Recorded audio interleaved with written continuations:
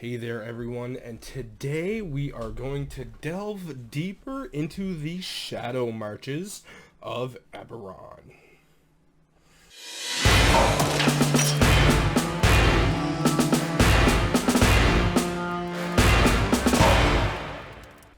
Hey there, everyone, Zarash'ak here, and before we begin, I do want to apologize on the lack of content. I am coming over the flu. We had that little COVID scare. I got the test, came back negative, but at the same time, I still had a very harsh flu for the last few days, and it's been kicking my butt, so I'm getting over that. You can hear that in my voice as well. And I do have a little bit of cough. So I do apologize for the lack of content. We're getting back on schedule, and things are going to be flying out as much as we can on time with some catch-up going on. So, the Shadow Marches. These Shadow Marches are located in the west of Corvair. And these are homes to just really ugly swampland. The orcs, Orc Druids, a sect known as the Gatekeepers, originated from there. And it's said that not all of the Shadow Marches was always like it was. Just kind of, deep bog, monsters roaming around the mucky marshes and swamps of the area.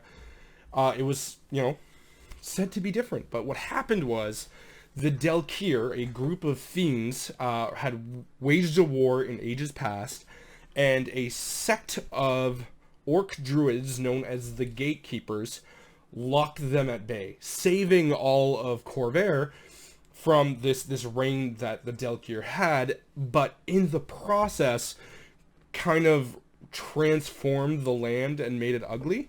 But one of the remnants that got left behind was actually a lot of dragon shards.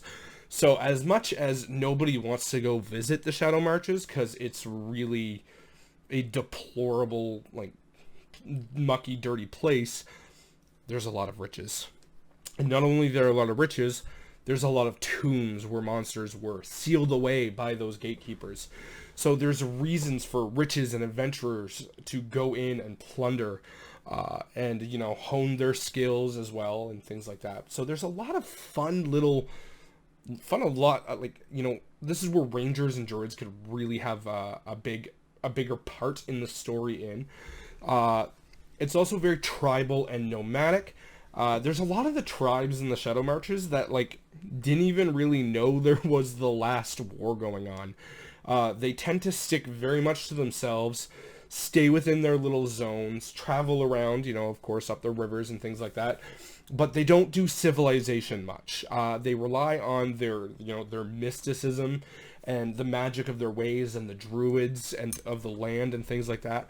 So swamp druids, rangers, things like that. Those are really good characters to kind of have in that. If you want a character that's been completely unaffected by the last war, this is a really good place, because in the kingdom of Galifar, before the last war, the Shadow Marches weren't even really a part of that kingdom until a few hundred years ago, where it had been kind of tight-knit, monarchy rule. The Shadow Marches were brought in very, very late.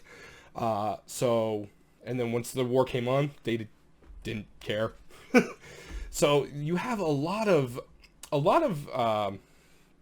openness that you can use with these. You have people that don't like outsiders, that, you can work with, tribal conflicts and things like that, but also, the whole outside. They don't like the outside world, they don't like civilization, and they actually think civilization is a deterrent to, a personal well-being, and they think that getting over-civilized takes people away from kind of the core of what's supposed to be, what's good and what's not. So, role-playing NPCs in this manner, personally, for me as a DM, I think would be a lot of fun. It's not something you see very often, but at the same time, they're still friendly enough. So you kind of got this little neutral point where, outsiders are coming in, they may not like them, but they're used to them. So there's a lot of back and forth there that they can do, and these simpletons are much more magic oriented. So that's really, really nice as well. One thing that has developed in the Shadow Marches, though, is the Dragonmark House of Finding. Half orcs do this especially, of course, is they're really good at finding things. So House Zarash'ak is basically spearheading civilization in the Shadow Marches, and they have indeed kind of built a city on stilts. So think of like a Venice over a marsh, really, and that is the Zarash'ak. Hopefully I'm pronouncing that right. Might be butchering it, I don't know. So Zarash'ak is a city on stilts, very Venice-like, that is being run and spearhead by House Zarash'ak, the Dragonmark House of Finding, and is one of, if not the only big port town, depending on kind of how you want to run your Eberron, in the Shadow Marches. And a lot of people that, you know, might want to skip Drorum or anything to get to the Eldine Reaches might circle their way around into the Shadow Marches, go to Zarash'ak, and then kind of head northward from there if they want to skip certain places east of the marches. And so there's a lot of, but that town's kind of become a hub for weird markets as well. So a lot of the tribes go there to sell stuff, and you can kind of have like a weird, fun, kind of like a bizarre market of weird like trinkets and totems and bone materials and things like that. So think of this kind of like, if I was to DM the Shadow Marches, I'd have it set like cursed items could be a thing. Items that can curse could be really fun here to kind of introduce and bring in, and you know, get away from the reliance on metal. Maybe have like, you know, swords made of bone that can do things that are for sale there. You know, magical items and things like that. But I think there's a lot of fun to have in the marches and with the marchers as well. Now another thing that's been kind of touched by within the entire Shadow Marches, and this is why nobody delves deep into the marches as much as they can to find the Dragon Shards, is that the Delkir have left their touch of madness onto the march. So when you're digging for the Dragon Shards, there is the possibility that you come across a Gatekeeper's seal and tamper with it into unleashing Delkir into the world, but also that you end up or mess with Delkir magic that can make you go insane.